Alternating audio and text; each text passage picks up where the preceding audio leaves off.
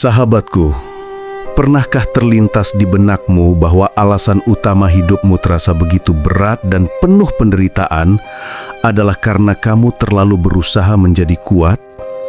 Ya, kamu tidak salah dengar. Dunia memaksamu untuk menjadi batu karang yang tegar, menyuruhmu melawan arus, dan memintamu untuk menahan segala hantaman nasib dengan dada membusung. Tapi lihatlah hasilnya sekarang. Hatimu retak, mentalmu lelah, dan jiwamu babak belur. Ini adalah paradoks terbesar kehidupan. Semakin kamu mengeraskan diri melawan masalah, semakin mudah kamu hancur berkeping-keping. Lao Tzu, sang bijak tua, menertawakan kebodohan kita yang selalu ingin menjadi keras dan kaku. Dia menawarkan sebuah rahasia yang terdengar gila bagi logika manusia modern. Jika ingin menang, menyerahlah. Jika ingin utuh, bungkuklah. Hari ini kita akan belajar bagaimana menjadi lemah, bukan lemah yang menyedihkan, tapi lemah yang tak terkalahkan, layaknya air di telaga sunyi. Bersiaplah, karena apa yang akan kita bahas ini akan meruntuhkan ego si paling kuat yang selama ini justru menyiksamu. Mari kita bicara jujur tentang posisi. Semua orang di Indonesia saat ini berlomba-lomba untuk naik ke atas. Kita diajarkan bahwa kemuliaan ada di puncak gunung, di jabatan tinggi, di status sosial yang mentereng. Namun, Lao Tzu berkata bahwa kebaikan tertinggi itu seperti air. Mengapa? Karena air selalu mencari tempat yang paling rendah, tempat yang justru dihindari oleh semua manusia. Air mengalir ke solokan, ke lembah, ke celah-celah sempit yang gelap. Di sanalah letak kekuatan spiritual tertingginya. Saat kamu sibuk memanjat ke atas dan sikut-sikutan dengan orang lain, kamu menderita. Kamu lelah menjaga citra, lelah takut jatuh. Tapi jika kamu berani menempatkan hatimu di posisi paling rendah seperti air, tanpa ego, tanpa keinginan pamer dan penuh kerendahan hati, kamu menjadi bebas. Tidak ada orang yang bisa menjatuhkanmu jika kamu sudah berada di bawah. Kamu menjadi aman, tenang, dan justru di lembah itulah semua aliran, rejeki dan kebijaksanaan dari puncak gunung akan bermuara kepadamu. Bayangkan sebuah cermin raksasa. Itulah fungsi air di sebuah telaga yang sunyi. Namun cermin itu hanya bisa berfungsi jika permukaannya tenang tanpa riak. Sekarang coba tengok batinmu. Pikiranmu seperti air yang sedang diaduk-aduk dengan sendok raksasa bernama kecemasan dan ambisi. Bagaimana mungkin kamu bisa melihat pantulan wajah Tuhan atau kebenaran sejati jika air jiwamu keruh dan bergejolak? Sahabatku, banyak dari kita merasa Tuhan itu jauh, padahal kitalah yang terlalu berisik. Kita tidak bisa membedakan mana intuisi ilahi dan mana bisikan nafsu, karena frekuensi batin kita kacau balau. Menjadi telaga sunyi artinya kamu belajar untuk diam. Diam yang aktif, diam yang sadar. Ketika kamu berhenti mengaduk-aduk nasib dengan keluhan dan kepanikan, kotoran di hati perlahan akan mengendap ke dasar. Di saat air itu jernih kembali, disitulah kamu akan melihat bahwa solusi dari setiap masalahmu sebenarnya sudah ada di sana, terpantul jelas, menunggu untuk kamu ambil dengan tenang. Lao Tzu mengajarkan konsep Wu Wei, yang sering disalahartikan sebagai tidak melakukan apa-apa atau kemalasan. Bukan, sahabatku, Wu Wei adalah seni berbuat tanpa memaksa. Coba perhatikan air sungai. Apakah ia berjuang keras untuk sampai ke laut? Apakah ia stres memikirkan rute? Tidak, ia hanya mengalir. Jika ada batu besar menghalangi, ia tidak marah. Ia tidak mencoba menghancurkan batu itu dengan emosi. Ia hanya mengalir melewatinya, memeluk sisinya, dan terus berjalan. Bandingkan dengan kita, saat ada masalah, batu, kita marah, kita protes, kita menabrakkan kepala kita ke masalah itu sampai berdarah-darah. Kita melawan realitas. Menjadi air berarti kamu menerima apapun bentuk wadah yang diberikan kehidupan saat ini. Jika kamu dimasukkan ke dalam gelas, alias situasi sempit, jadilah gelas. Jika kamu tumpah ke lantai, alias situasi berantakan, meresaplah dan melebar. Fleksibilitas ini bukanlah kelemahan, melainkan kecerdasan spiritual tingkat dewa yang membuatmu mustahil untuk dipatahkan oleh keadaan seburuk apapun. Mari kita gunakan analogi fisika yang sederhana namun mengerikan. Apa yang terjadi jika sebuah palu besi menghantam air sekuat tenaga? Apakah air itu terluka? Tidak. Palu itu justru akan tertahan kecepatannya dan air hanya akan memercik sebentar lalu kembali menyatu. Air tidak melawan palu, tapi palu tidak bisa melukai air. Inilah yang dimaksud Lao Tzu dengan kelembutan mengalahkan kekerasan. Di dunia yang penuh dengan orang-orang keras kepala, bos yang galak, pasangan yang temperamental, atau tetangga yang julid, janganlah menjadi batu yang melawan batu.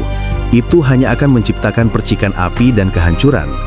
Jadilah air, serap energi amarah mereka dengan kelembutanmu. Biarkan serangan mereka menembusmu tanpa melukaimu karena kamu tidak memberikan perlawanan ego. Ketika kamu tidak memiliki padatan ego untuk diserang, musuhmu akan kehabisan tenaga sendiri memukul ruang hampa. Ini adalah strategi perang spiritual paling mematikan. Kamu menang bukan karena kamu memukul balik, tapi karena kamu tidak bisa dipukul. Saya mengerti sahabatku, sangat sulit untuk menjadi tenang ketika tagihan menumpuk, ketika masa depan buram, dan ketika orang yang kita sayang pergi. Rasanya seperti disuruh tidur nyenyak di tengah kebakaran rumah. Namun perhatikanlah ini, kekacauan di luar tidak harus menjadi kekacauan di dalam. Bayangkan sebuah kapal selam di tengah badai samudra. Di permukaan, ombak bisa setinggi gedung, angin melaung mengerikan. Tapi jika kamu menyelam cukup dalam, beberapa meter saja ke bawah permukaan, air menjadi hening, sangat sunyi. Ikan-ikan berenang santai seolah tidak ada badai di atas. Masalahmu adalah ombak di permukaan. Tapi kesadaranmu yang sejati, hati nuranimu adalah kedalaman samudra itu. Selama ini kamu hidup di permukaan, terombang-ambing oleh drama dunia.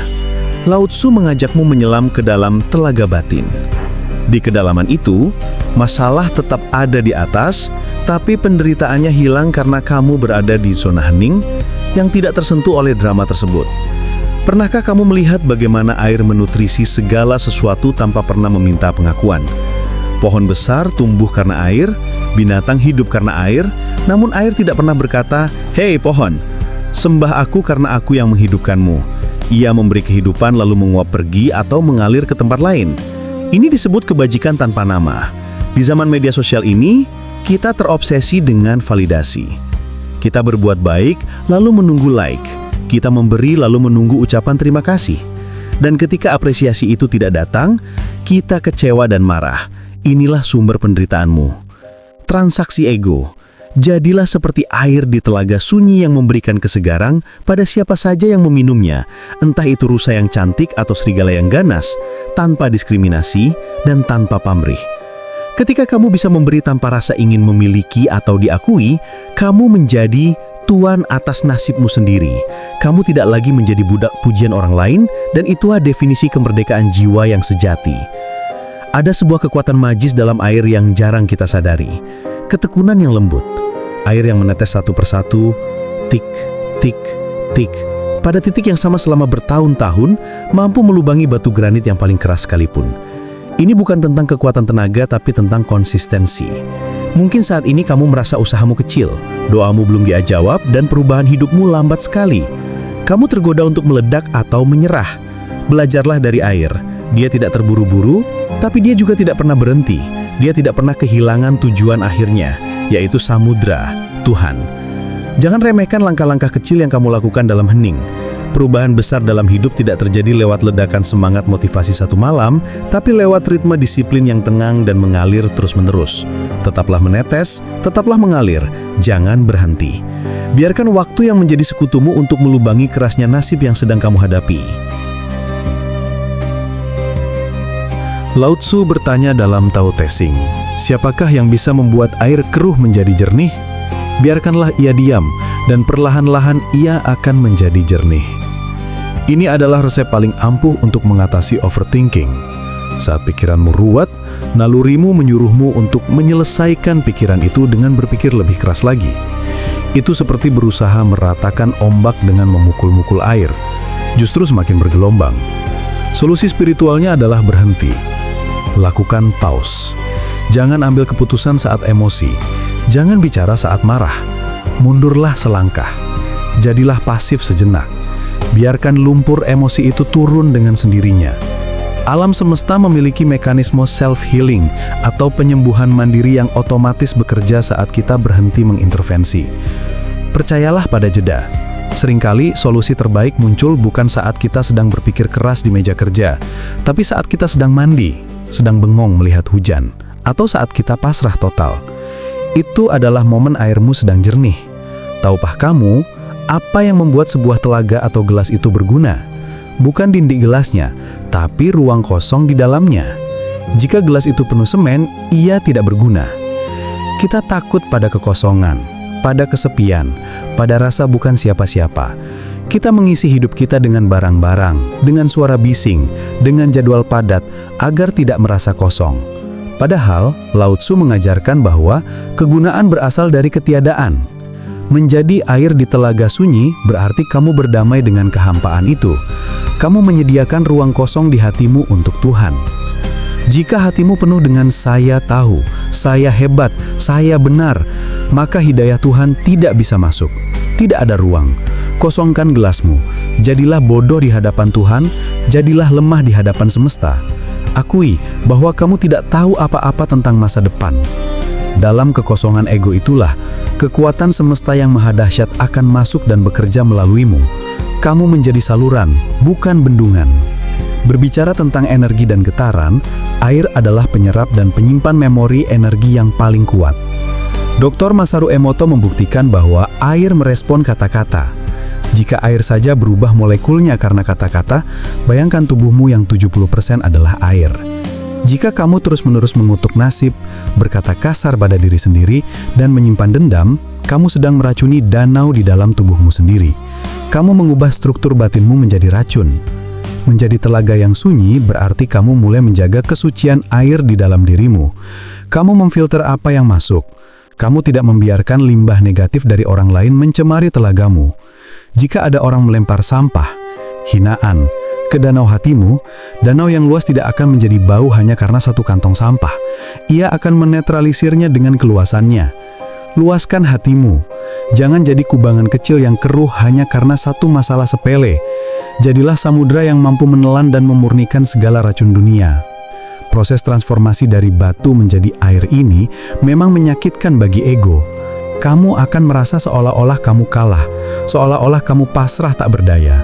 Tapi ingatlah, air yang lembut itulah yang pada akhirnya membentuk bumi ini. Ngarai yang dalam, gua yang indah, garis pantai yang memukau, semua adalah karya seni dari air yang sabar. Kamu sedang diajak Tuhan untuk berhenti bertarung dengan kehidupan. Hiduplah selaras dengan tahu, dengan alur Tuhan. Terimalah bahwa ada hal-hal yang tidak bisa kamu ubah dan mengalirlah bersamanya.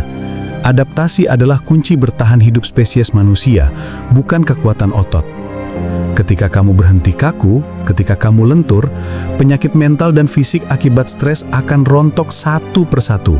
Kamu akan tidur lebih nyenyak seperti bayi, karena kamu tahu, kemanapun aliran sungai Nastip ini membawamu, ia pasti bermuara ke lautan kasih sayangnya. Kamu aman dalam alirannya. Sahabatku, dunia ini terlalu bising, terlalu keras, dan terlalu panas. Jadilah antitesis dari semua itu. Jadilah oase yang sejuk. Jadilah telaga sunyi di tengah gurun kehidupan orang-orang di sekitarmu. Biarkan kehadiranmu saja sudah cukup untuk menenangkan orang yang sedang gelisah, tanpa kamu perlu banyak bicara. Ingat, air tidak perlu berteriak untuk memadamkan api. Ia hanya perlu ada dan memeluk api itu hingga padam. Semoga mulai hari ini, kamu bisa melepaskan masker si kuat yang membebanimu dan berani menjadi si lembut yang mengalir, menyejukkan namun tak terhentikan. Saya doakan agar setiap tetes air mata yang pernah jatuh, kini berkumpul menjadi telaga kebijaksanaan yang jernih di dalam hatimu. Jika kamu siap menjadi tenang dan mengalir, tuliskan di kolom komentar. Saya mengalir bersama takdir Tuhan. Sampai di sini dulu video kali ini sahabatku. Salam channel Hati Nurani.